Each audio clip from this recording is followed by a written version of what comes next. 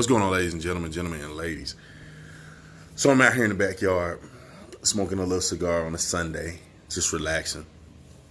And I've been talking to my wife about this for the last umpteen days, every day, all day. And I just tell her, I said, babe, I really feel like I need to decompress. Like, I don't understand why all this is going on in our country and the lies that are told and the fabrication of truth and the hatred and the racism and division and the propaganda and all of these things that are going on is mind-boggling to me. It is absolutely mind-boggling to me.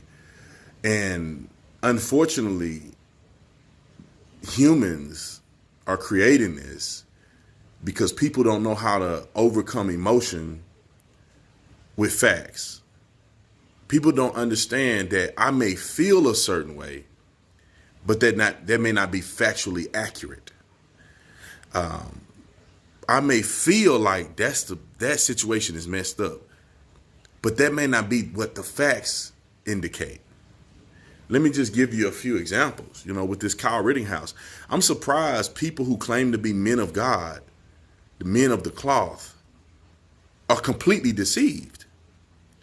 I am incredibly shocked and baffled that people who on their knees praying, who believe in Jesus Christ, who supposed to believe in treating everybody equally or viewing everybody from an equal lens, treating individuals as individuals, treating others the way you want to be treated, that these are the very people that are the most deceived.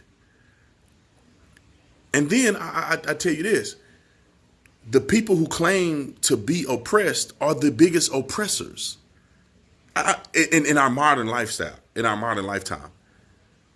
And I know a lot of people get mad at me because they say, B, you always talking about black people. You always talking about black people.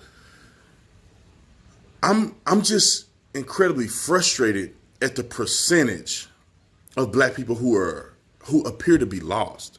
I mean, complete lost causes. It's shocking to me. I don't understand how there's always this game played in the middle of hypocrisy. There was a young man, last name Coffee, that I saw that people were talking about. I didn't do a deep investigation into that, but according to some of the things that I briefly read, is that he had a self-defense claim that he just won in the court of law, and he's black. I don't understand how anybody that will watch Kyle Rittenhouse think that that's not a self-defense claim. And I don't know how this ended up being a black issue when the judge is white, the prosecutor is white, the defense team is white, the victim is white, the suspects are white, the people who died is white, everybody white. How is this a ploy for black and brown people to go out and loot Louis Vuitton in California, which is, this didn't even happen in California.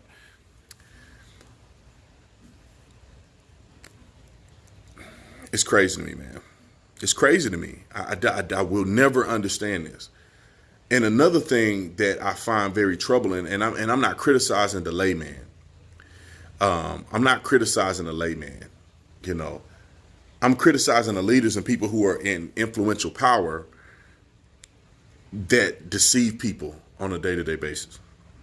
And people say, Brandon Tatum didn't talk about a coffee shop police during a raid and his girlfriend was killed, just like Breonna Taylor. Yeah, so, somebody said that, Brandon, you don't talk about black self-defense because I don't talk about things that are not controversial. If a black man was on trial like Kyle Rittenhouse and he was found, everybody was saying he deserved to go to prison. He's the baddest man in the world. And I look at his case and I say, y'all say that he should be in prison? This is a clear self-defense case. However, the reason I don't have to do that with black people is because nobody's making a big deal out of it. This guy named Coffee got off. He got off. It wasn't even in the news. It wasn't even in the news. So it's funny because there's plenty of cases of black people getting off on self-defense. There's plenty of cases. There's plenty of cases of these things. And I tend to get frustrated, man. And I Andrew Coffey, I tend to get frustrated. Breonna Taylor's boyfriend People asked me about that. I said, he's an idiot. I think he knew that there was police officers. However, in a situation where you cannot prove that Breonna Taylor's boyfriend heard them knock and announce, in a situation in which you can't prove it, you can't arrest the man for it. I thought he was an idiot. I thought he knew that the police were at the door when he decided to shoot Sergeant Mattingly at the front door. However, I'm smart enough to understand that that's probably not going to go anywhere in court because it can be very ambiguous. And so I mentioned that when I talked about Breonna Taylor. I mentioned that when I talked about him not getting charged because it's obvious. It's too ambiguous. And in cases where things are ambiguous, then I tend to say that they're ambiguous. I don't talk about cases that I don't know about. So people say, and I've been 100% right on every single case I've spoken about because these are cases that I know about, so I speak about them. Somebody said, I'm not sure the looting here in California had anything to do with Kyle Rittenhouse. I think it has something to do with Kyle Rittenhouse's verdict because after the verdict, they start looting. You know what I'm saying? They start looting at Rodale Drive and places in Oakland and all kind of stuff. It could have not had anything to do with it, but it seems to be suspicious.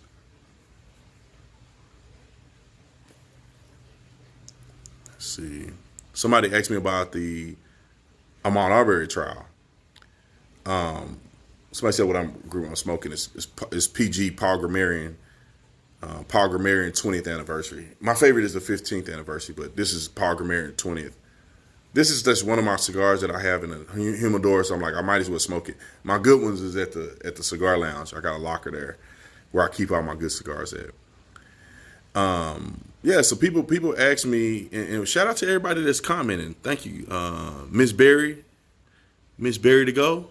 I appreciate you. Thank y'all for commenting. Appreciate the people who have done the little badges. I appreciate you guys. People are questioning me about Ahmaud Arbery, and it's crazy to me because, you know, I think that Ahmaud Arbery case isn't as clear cut as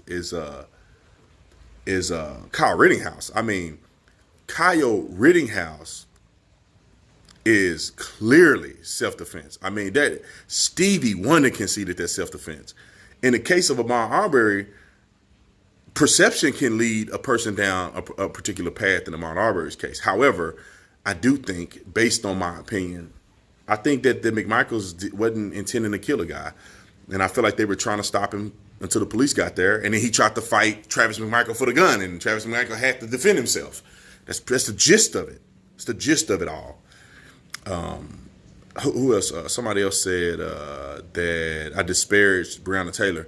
I mean, I just told the truth. If truth is disparaging, I don't know what to tell you. If you are knee deep in a criminal enterprise, and I tell the truth about you being involved in a criminal enterprise, what do you want me to do? Because you dead, I can't say anything about you, you know. And say I lied about Breonna Taylor, bruh. I know Mitch just want to respond to me. However, there's no lie present about Breonna Taylor. I know about Breonna Taylor because I saw the investigation, the documents. I saw the documents, 40-page documents of the investigation, which I had way before they came out to the media. I didn't want to interfere in the investigation by making it public because I wanted them to have a fair trial. I didn't want me to put out information and then it throw off the trial. So I withheld the information, although I read the information and I knew the entire investigation way before it came out to the public. And then after everything was over, I was able to talk to the officers involved in the shooting, involved in the investigation in the shooting. So I know you ain't got to lie. These people do the dirty work for them. You know, Mitch, the guy Mitch on here, he just want to argue just to argue. There is ain't no lie in nothing that I said about Breonna Taylor. It's all investigatory documents that I have on my website. They just don't want to hear the truth. And you know, the truth hurts, man. Like, I feel like black people in America more so than any other group of people, don't want to hear the truth. They don't want to hear the truth, and it's unfortunate. And the black folks that are on here watching know what I'm talking about. I was at a panel at the Revolt Summit, and I said the black man sold black people to the Europeans. That's facts. That's facts. That is history. Black men and women were captured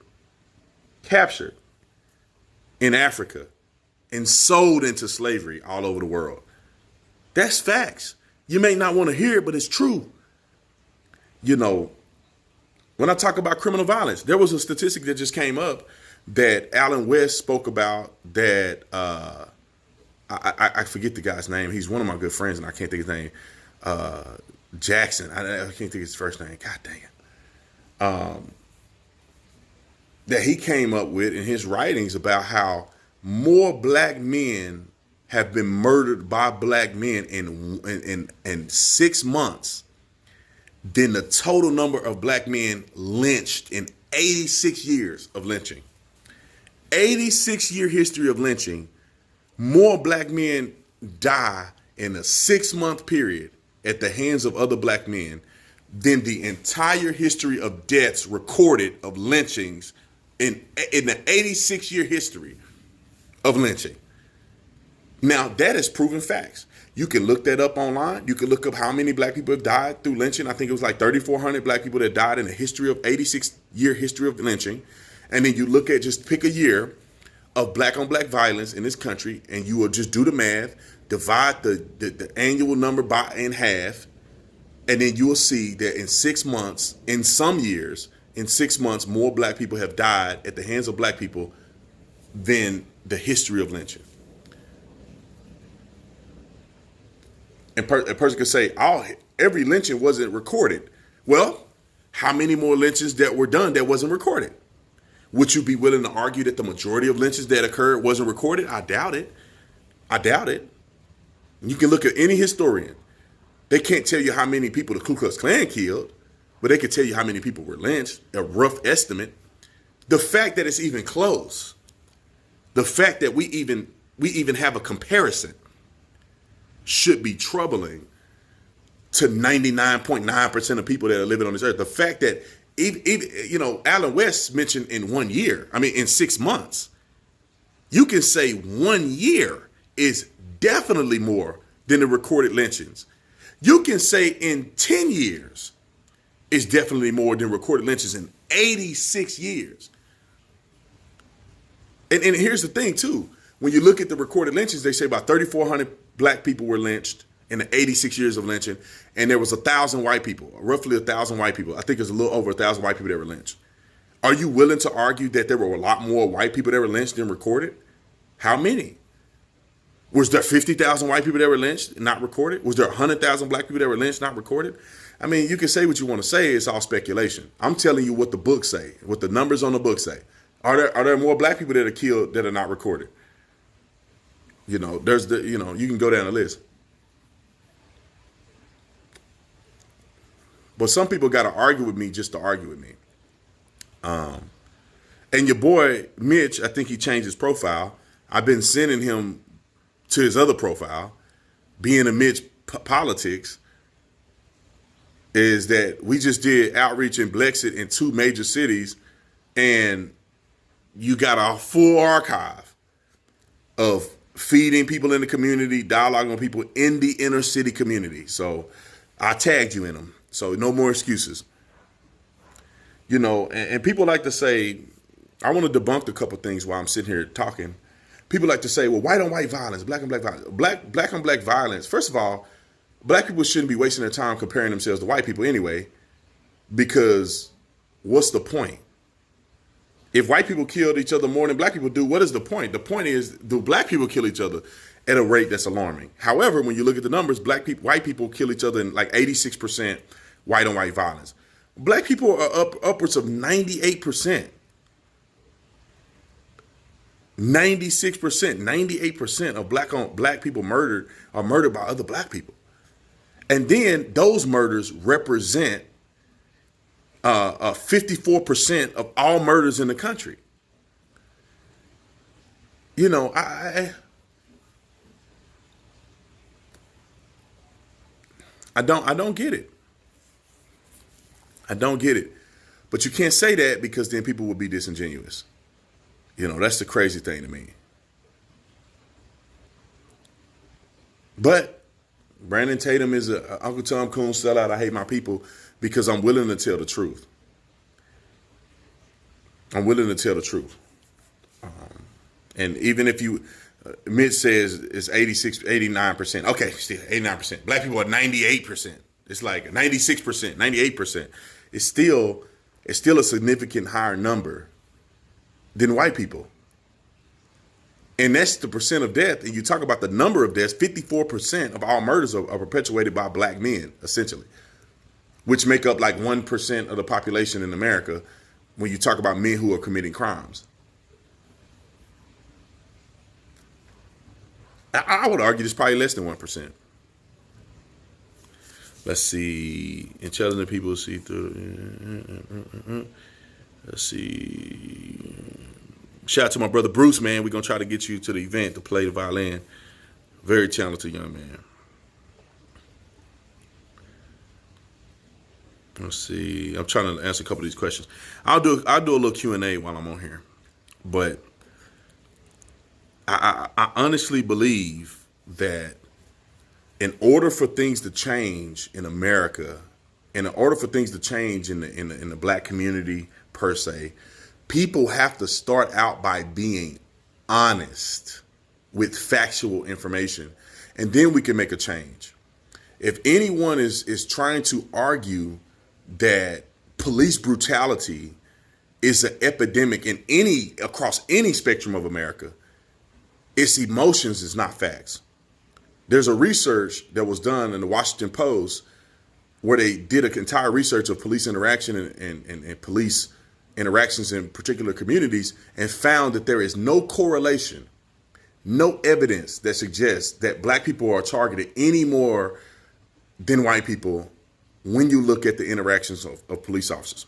The article said that police officers engage and interact, have about 300 million interactions a year. And put the math together. Y'all can do simple math while you're on the live.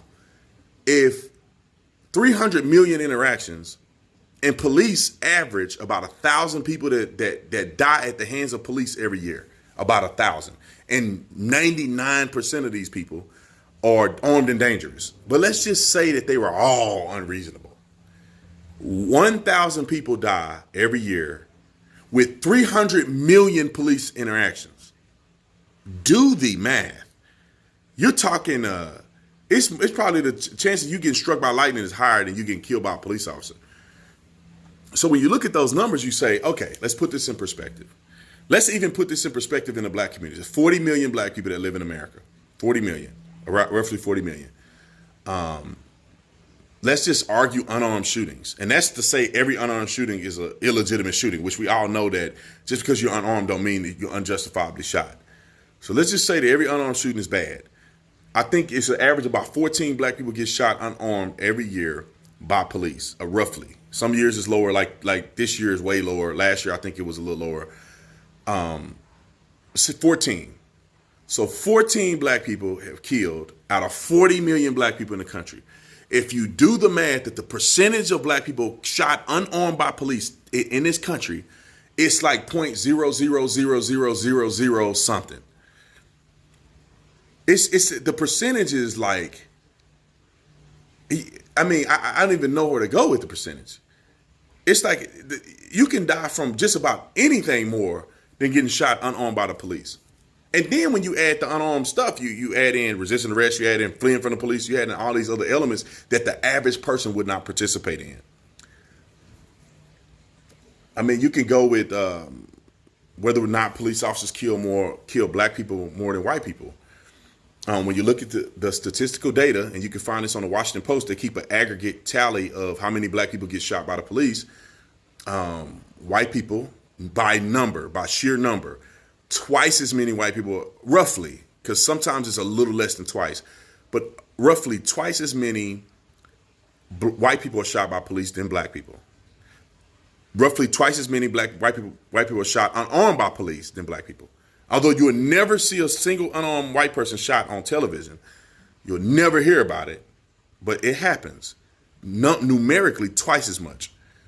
You know, I was just in Atlanta, and Atlanta is like, you know, people, half of the police department is black, but people are crying about police brutality in Atlanta. There was no black people shot in 2021 unarmed in Atlanta by police. In 2020, there was one, I think. In 2019, there were two. Out of all the black people that live, the most concentrated area of black people in the entire country, I would argue, in Atlanta. And these, first of all, these people weren't even shot in Atlanta. They were shot in Georgia.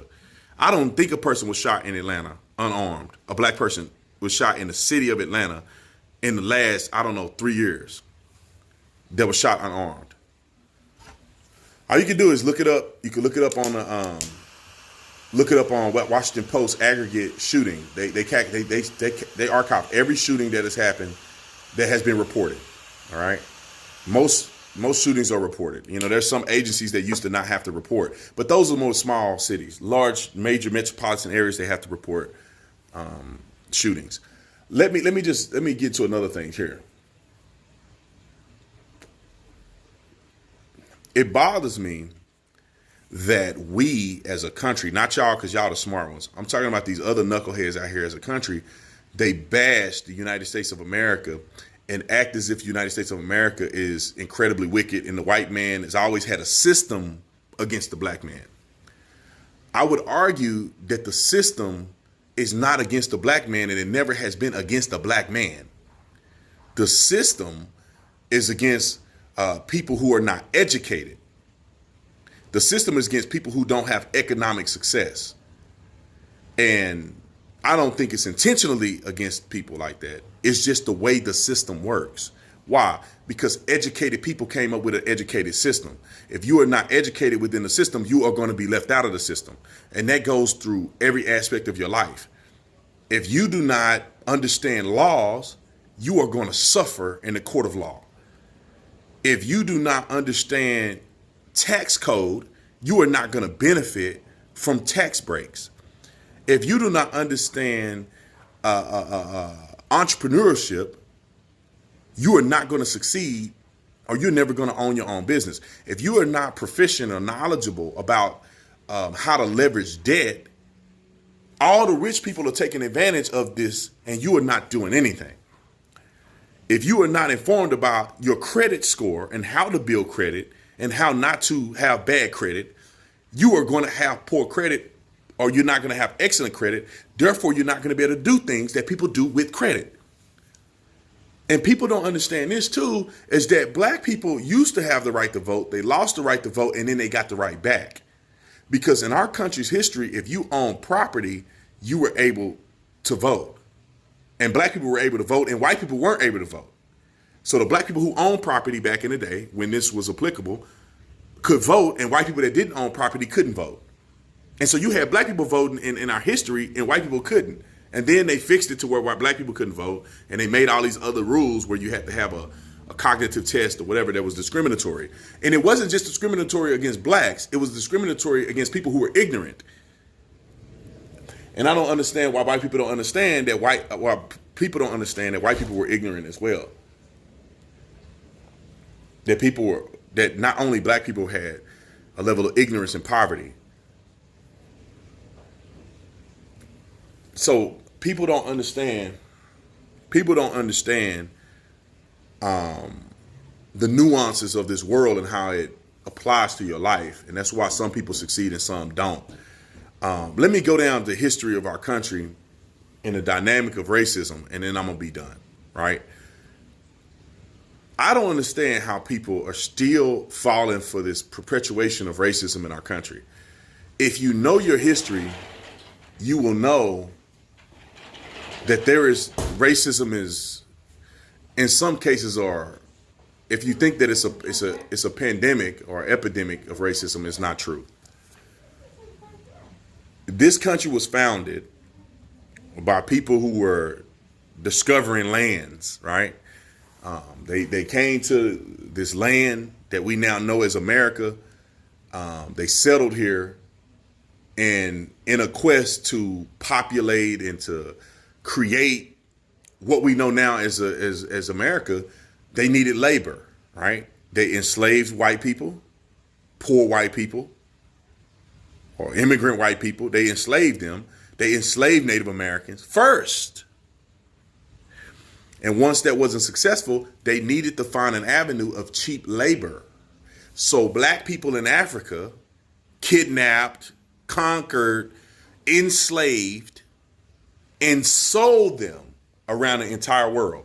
South America had a tremendous amount of more slaves than the United States of America, and we were the first to end slavery. It wasn't about race. It was about economic. It was about economics. It was about cheap labor. And since the inception of the U.S., there has been good white people, bad white people, good black people, bad black people. The first legal slave owner in history was Anthony Johnson, who's a black man, who owned two black men, and actually he took him to court and won in securing his ownership of those two black men for the rest of their lives.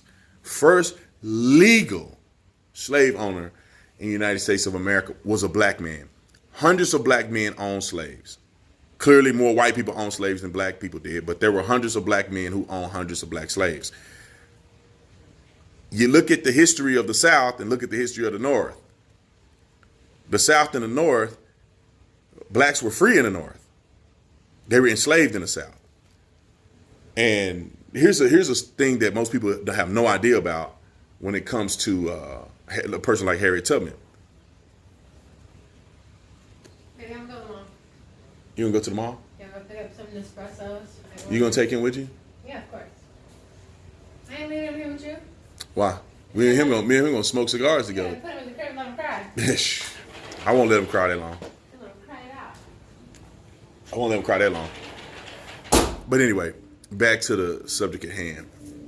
So, one thing that I bet a lot of people don't know about Harriet Tubman, which I think that I don't know why we don't teach this history, because I feel like people have a vested interest in just believing stuff that don't make any sense.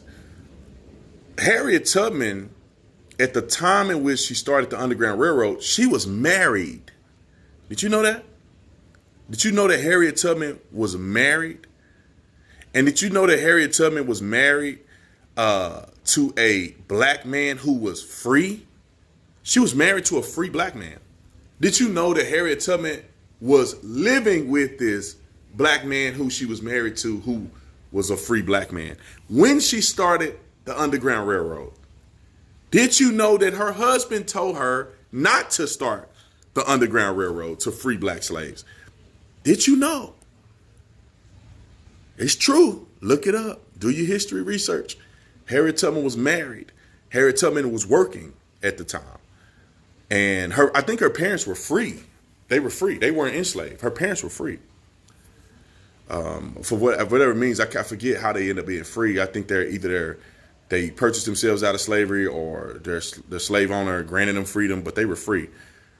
And Harriet Tubman started the Underground Railroad against the counsel of her own husband, who was a free black man who she lived with. She wasn't on a plantation laying around getting beat all day, although that could have been part of her experience. She did suffer being bludgeoned at some point in her life, causing her to have a head injury. However, at the time she started the Underground Railroad, she wasn't on a plantation one night looking up at the stars, singing Kumbaya, and decided to run off. That wasn't the case. Black people were very successful. Some weren't, some were. I'll tell you this, and I'm going to finish it here. The Democrats were the party of racism. Let me add this too. And this is what makes me so mad about young black people today. What makes me infuriated is Booker T. Washington, Frederick Douglass, George Washington Carver. You could argue that George Washington Carver, I think it's no argument. You learn this in basic history. George Washington Carver is one of the most prolific scientists, creators, inventors of ever in the history of this world. George Washington Carver, and Booker T. Washington and Frederick Douglass, I believe, and I have to verify this, but I believe, because I researched this a long time ago, that they were slaves in their lives and they became free. They were born into slavery and became free during their lifetime. During their lifetime, being a slave, born into slavery, then becoming free and becoming some of the greatest men to ever live. And y'all, some of y'all ain't never met a slave. Some of y'all wasn't even born during Jim Crow South. You wasn't even there. Some of y'all don't know a person who lived in the Jim Crow South. Some of y'all wasn't alive during the Civil Rights Act. Y'all wasn't even alive. Some of y'all don't even know a person who lived during Martin Luther King's them time. But y'all got more problems and more excuses to succeed in America today than George Washington Carver and Frederick Douglass and them did when they were actually slaves in their lifetime.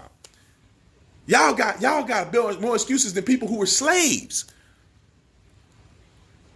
Madam C.J. Walker, who was the first female millionaire out of any race in the late 1800s, early 1900s, she was a multimillionaire in the early 1900s. What's y'all excuse? You know, the history, the legacy of slavery. What? The legacy of slavery? Black people were doing incredibly well in the 20s, 30s, and 40s. And it seems that we were doing like this.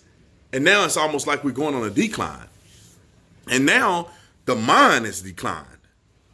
Because now you can't tell we've been so deceived mentally that people out here thinking that Kyle Rittenhouse killed black people.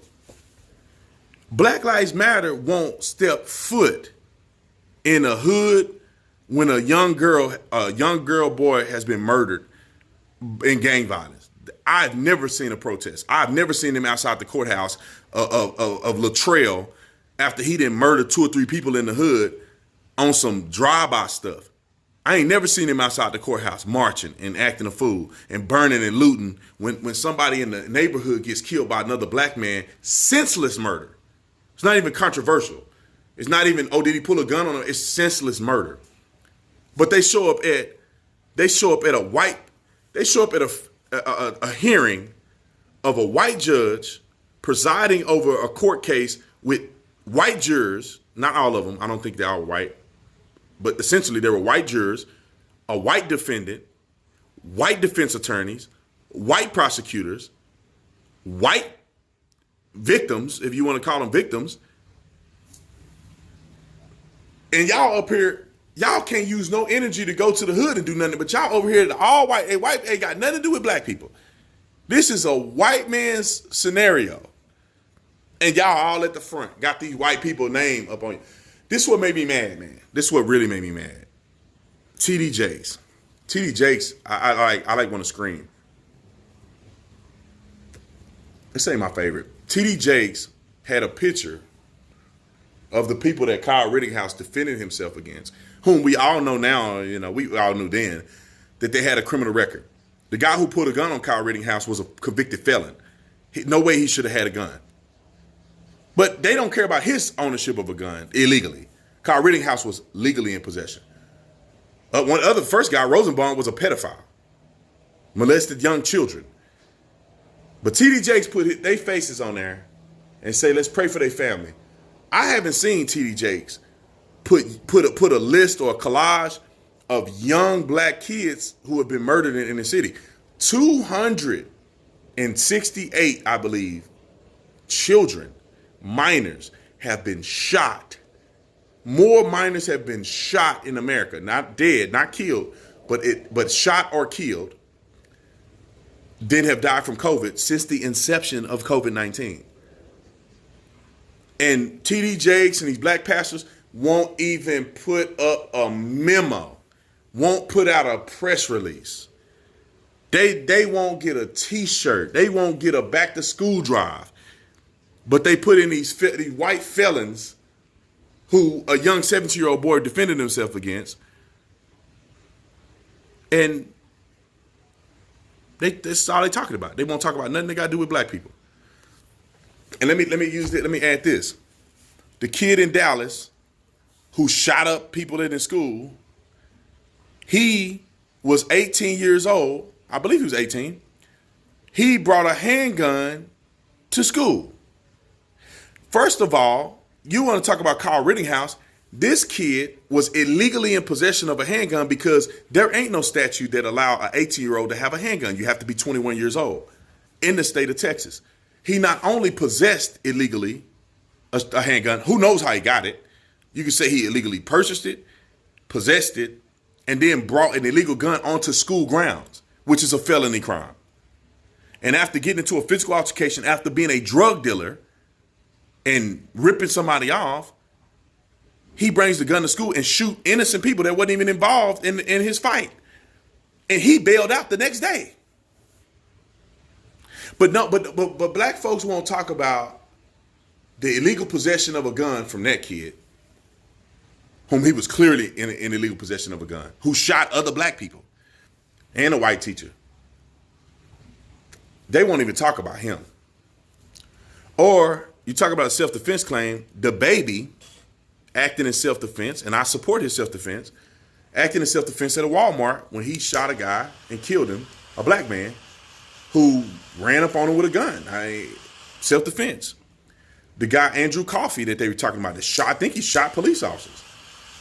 He shot police officers, white guys. He probably shot some white police officers, got off, self-defense.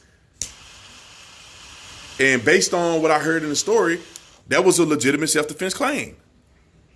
He shot cops. We can go down the list. Look at the dude that beat his girlfriend up, the black guy, the black football player that beat his girlfriend up, could have killed her right in front of their young child. He had a $10,000 bail. This dude beat this girl up, could have killed her. He essentially escaped to another state where I think he lived. He goes to court and they give him a $10,000 bond. This fool played in the NFL. He got a $10,000 bond. But man, if you black, they treat you wrong.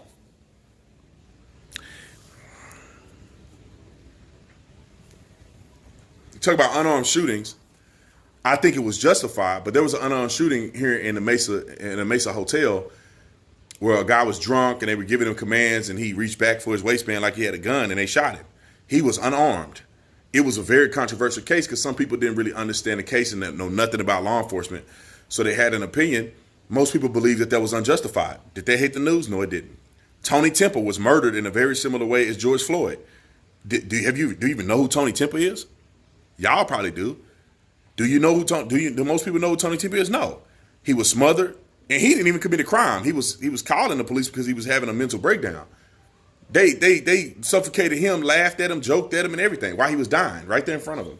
I don't think they really intended to do it. However, their negligent behavior caused him to die. You ain't never gonna see that on TV.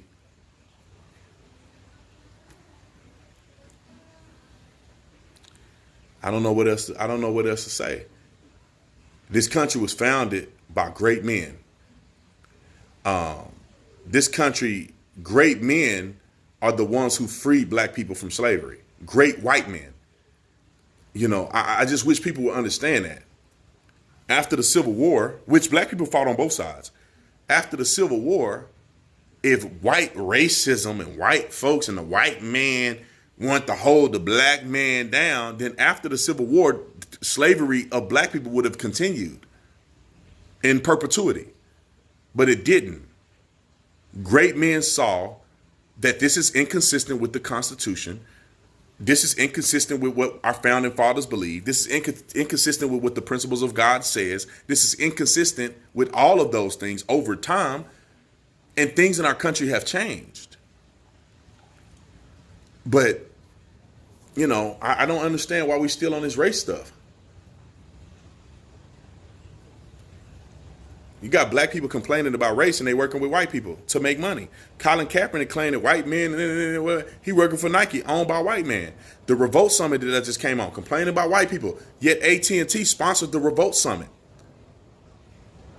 owned by white people. You know, who gave black people in this country the right to vote? White people, Republicans. Who gave black people the right to, or at least, I would say, secured their right? I think black people always had the right, but secured the right to citizenship, abolished slavery. Good white people did that. Not the black people in Africa. They still selling black people. To this day, black people are still enslaved in Northern Africa to Muslims. To this day. So everybody want to act like there's this big kumbaya of black people in Africa that were just minding their own business, living the good life, can do no wrong, and the boogie white man came along and destroyed it all.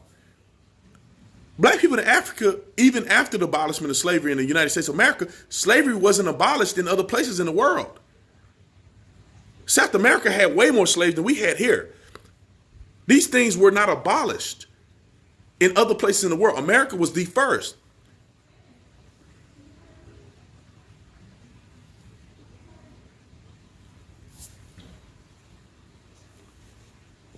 I'm like messing up my live stream. I think the car keys are still in the truck. I think they're still in the truck.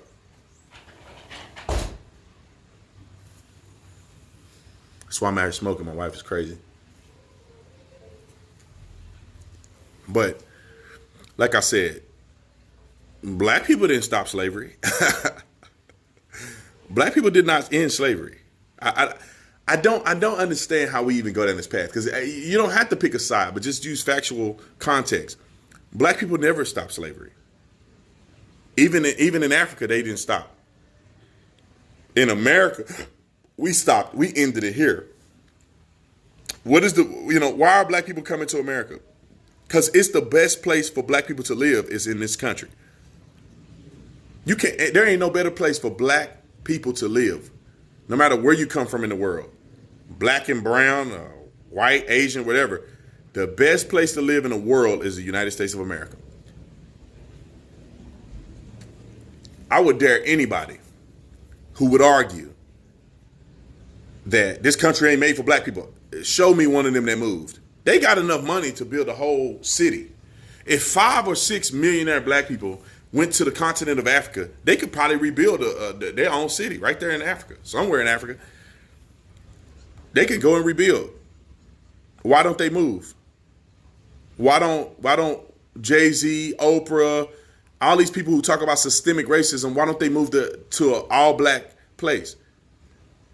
I'm just going to throw this out there, man. People probably say, oh, you racist, you hate your people. I'm just keeping it 100, man. Like, what black country do y'all go to? Not y'all, because y'all perfect. I'm talking about these other people that complain. Show me. Where you vacation to? Where's your vacation at? Where y'all live at? Y'all not living in all black countries. You're not living in all black countries. You living in countries that are mixed with white people. Y'all not living in the ghetto. Y'all not living in a black community. You get rich and go live in a white community. Somebody explain this to me. Y'all, they not dying to go live in some of these places. It's not safe. It's not safe. It's not safe it is here, I'll tell you that. And black Africans come over to America and they love it. They love America. It's the freest place on planet Earth. It's the only place where you can come over here with nothing in your pocket and you can end up being a millionaire, billionaire. Only place in the world. Only place in the world. I don't know why people complaining. Stop complaining about America, man. This is the greatest place to ever. Is America perfect? No, it ain't, and you ain't perfect. Your community ain't perfect. You talking about America, look at where you grew up at. Is it perfect? No, where I grew up at ain't perfect. Where I grew up at, I don't want to live. Where I went to high school at, I don't want to live in that area. I don't want to live in that area. I like some of the people in the area. It's cool, but I don't want to live there. I don't want to live there. Why? Because it's too much. It's too, when I was growing up, you can't leave your garage door open. No, somebody come in and rob your stuff. You guarantee if you leave your stuff open like that, you leave your car open, your stuff gone. I got my stuff stolen a few times. Stuff gone. You get caught with too much jewelry on, and you ain't strapped. You finna get robbed.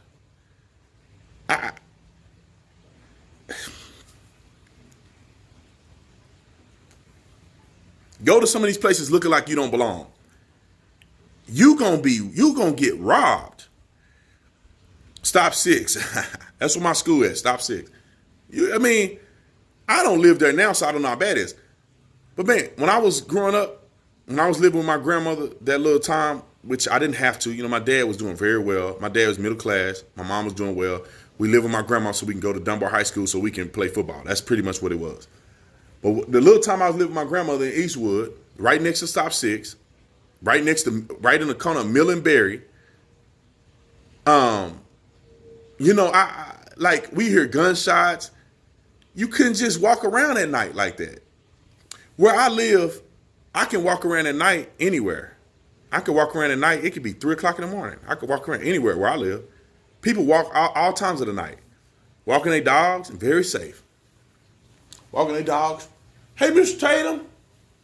I'm around. When I was growing up, what? When it's a certain time hit, you better not be caught out there. You better not get caught out there. Especially if you ain't no gangster. They can tell you ain't no gangster. Our homeboy ain't from around here. We're gonna rob that dude. Let's talk about that. Tell me I'm lying. The little rapper,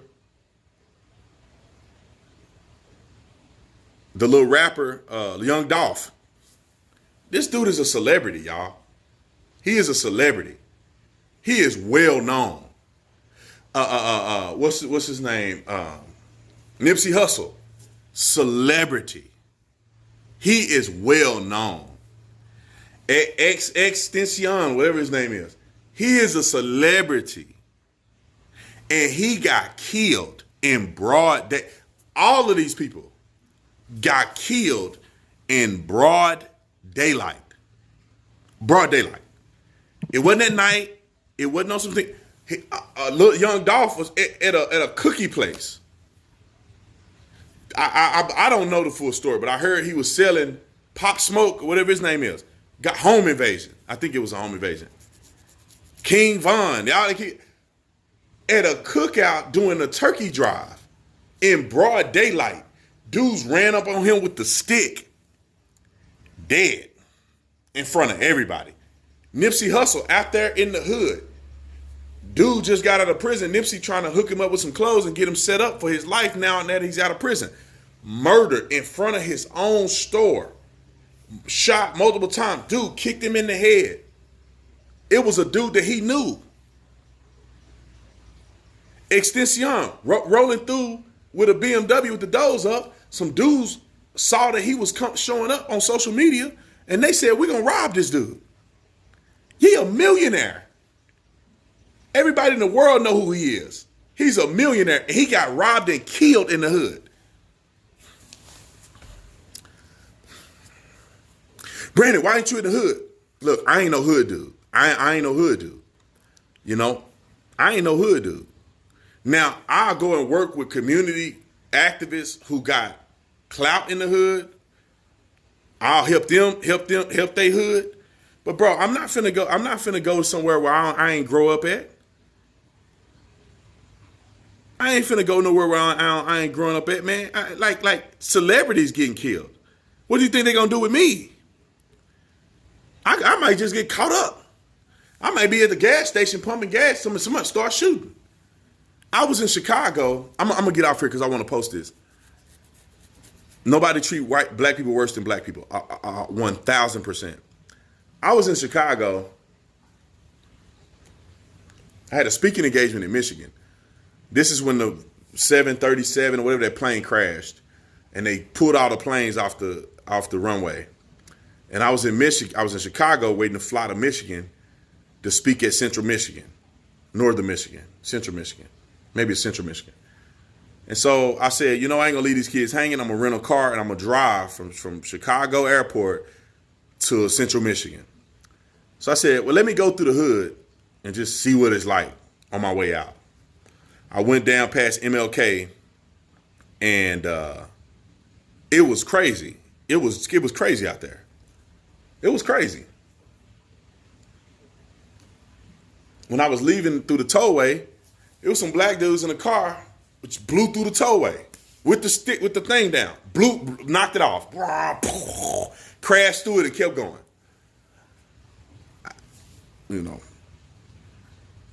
I don't want to live around in violence. I don't want to live around violence like that. I want to help you get out of there. I don't want to go live there. I don't want to go be cool no more. I don't want to go represent for the hood. The hood don't love you. The hood will consume you. The hood will consume you. They will take you and consume you. And some of them brothers ain't got nothing to lose. They would love more than to knock off B. Tatum because they disagree with me on the internet or whatever. Who's that talking right here? Let's see.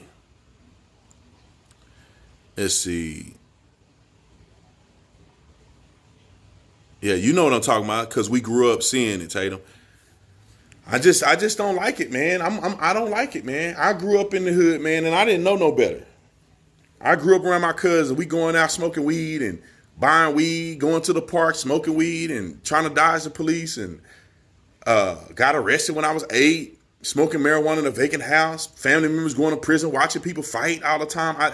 I just, some of my cousins lived in poverty, man, roaches in the house, and you couldn't go on Lil John. Whoever from Funky Town know what I'm talking about. You can't go on Lil John. We wouldn't go on Lil John because it was gang, and you go on Lil John, you disrespect somebody's block. I remember when I got the new Jordans came out, Mama said, no, you can't put those shoestrings in. You need to have them shoestrings straight white. Don't go put no red shoestring. My mama can attest to this. Don't go put no red shoestrings across because I thought they were cool. So I wanted to put some red laces in my shoe. Mama said, no, can't put no red shoelaces in your shoes. They gonna think you banging. I got punked a couple times in the hood. Dudes thought I was banging. What's up? What's up, blood? I'm like, listen, man, I don't gang bang.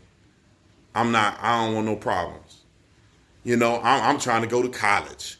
I'm trying to play in the NFL. I don't gang bang, y'all. I don't want no problems with y'all. I'm not the one, man. I'm backing down. I don't want no problems.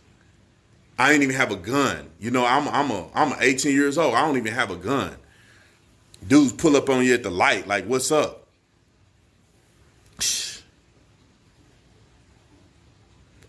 I didn't see people get robbed. I didn't see people get shot. I have family members who have robbed and shot people.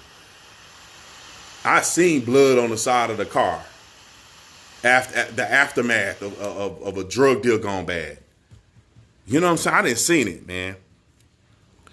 Somebody that was close to me died from a heroin overdose. Big time gangbanger. Died from a heroin overdose. I remember watching him,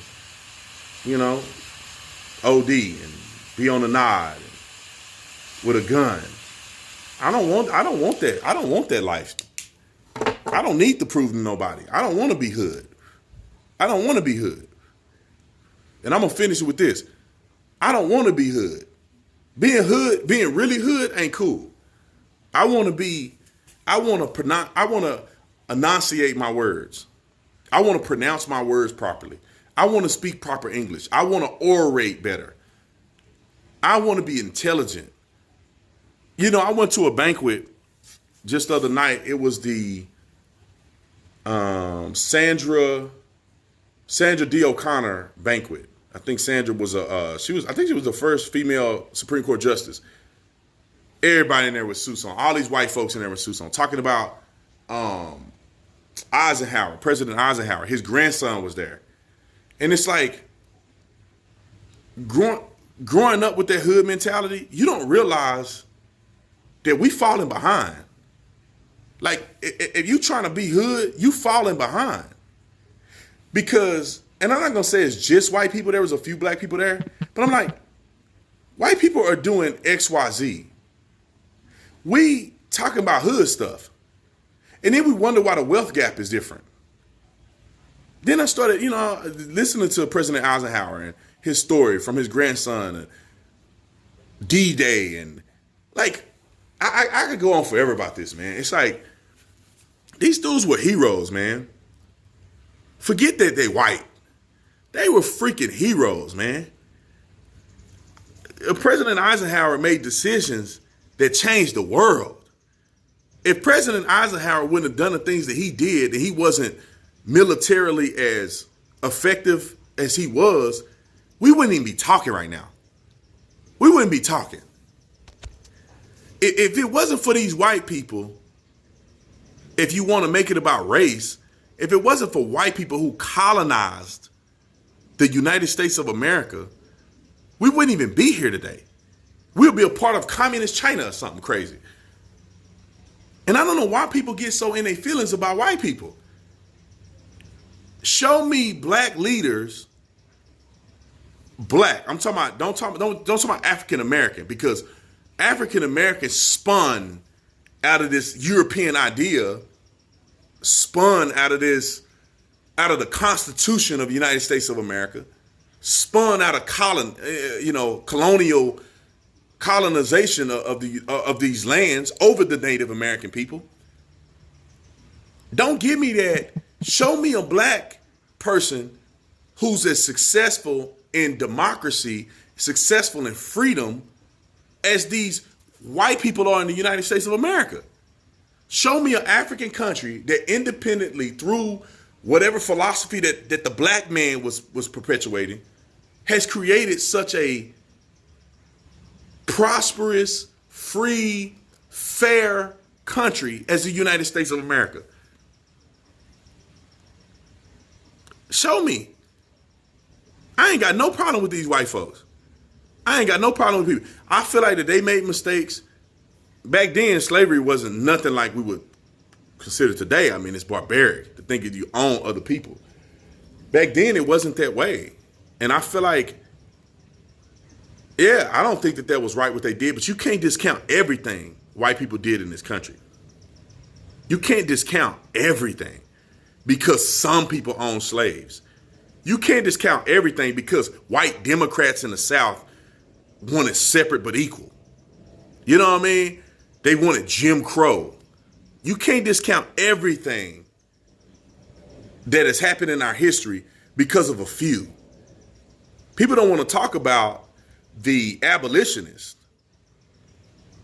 I don't get it. I just don't get it, man. There are good white people and good black people, and bad white people and bad black people throughout the entire history of the world.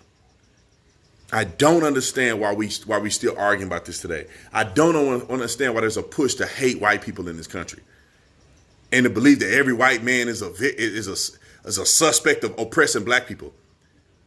There was at the beginning, and there has always been white people who loved black people and who wanted to see black people flourish. You know, there's always been. Any black person that's worth a dime would argue that there are white people that help. There are white people who work in these inner city schools. They don't have to work in these inner city schools. All the white people can say, I'm not working in a black school. All these white football coaches and all these PE teachers, they can say, I'm not working in a black school. I'm only work for the white schools. There are these white teachers that show up every day and they care about the education of your black kids. I went to a school where there were white teachers and they cared. They showed up every day at that black school trying to teach black people. And some black people did very well. Some did not. God, I can keep going on about this. Talk about discrimination. People like to compare white to black. No, just compare black to black. In the black community, There are black people who are very educated. There are black people who go on to do very well, make straight A's, honor roll.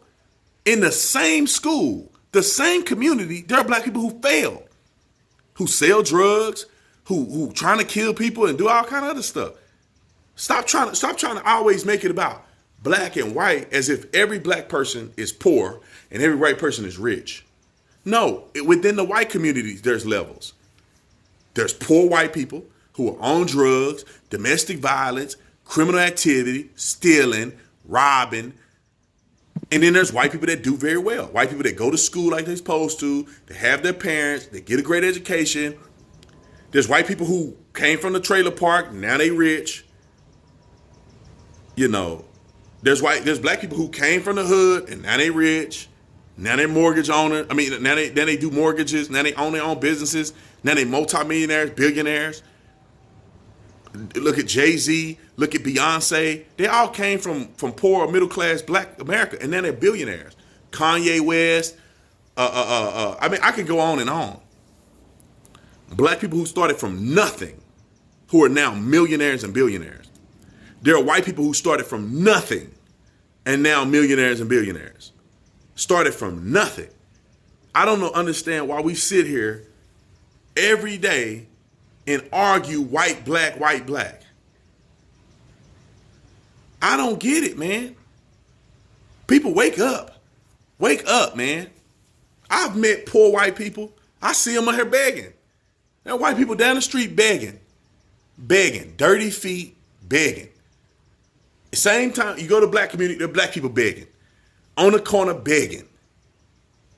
There's white people who I run into that I think are great people. There's white people who I run into that I think are complete idiots. There's black people that I run into that I think are the most amazing people I've ever met. There's black people that I run into that are stupid. I don't understand. There are black judges that sentence black men to life.